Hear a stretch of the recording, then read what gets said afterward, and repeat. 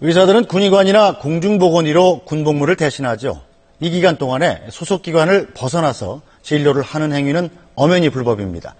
그런데 충남의 한 종합병원에서 군복무 의사들이 야간 응급실 진료를 하다가 무더기로 또 적발됐습니다. 민경호 기자의 생생 리포트입니다. 병상수 220여 개인 충남 지역의 거점 병원입니다. 응급실 당직일지를 보니 이모 의사가 진료한 것으로 기록돼 있습니다. 하지만 정작 해당 이름은 병원 의사 명단에는 없습니다. 군의관들이 응급실에서 야간에 진료를 봐요. 근데 야간에 진료를 보는 게 평일날에는 저녁 7시부터 다음날 아침 7시까지. 이 병원 소속이 아닌 의사가 진료하다 적발된 건수가 20명이 넘습니다.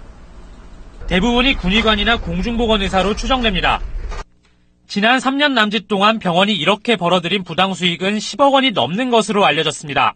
건강보험공단으로부터 받는 금액이 약 한 7억 정도 될 걸로 예상이 돼요. 그러면 국민들이 낸 건강보험료를 가지고서 어떻게 보면 부당이익을 취했다.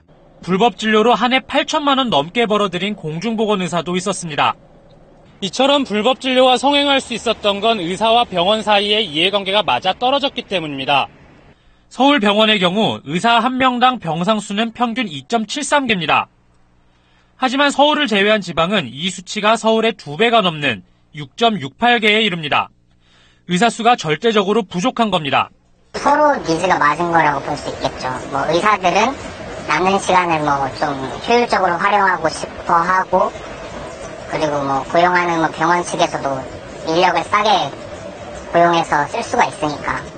군의관이나 공중보건 의사들이 복무 중에 돈을 받고 의료활동을 하는 것은 불법입니다. 자기 전공이 아닌 응급 환자를 맞을 경우 환자가 적절한 치료를 받지 못할 수도 있습니다. 만약에 이제 자기하고 진료과목이 안 맞는 경우 같은 경우는 또 보내야죠. 제가 진료를 볼 수 없어요. 그러니까 응급해서 오는 환자가 거기서 진료를 못 보고 또 다시 이동을 해야 되는, 그것도 긴 시간 동안. 군의관이나 공중보건 의사 불법 진료 문제는 여러 차례 지적됐지만 지방의 열악한 의료 여건 때문에 좀처럼 해법을 찾지 못하고 있습니다. SBS 민경호입니다.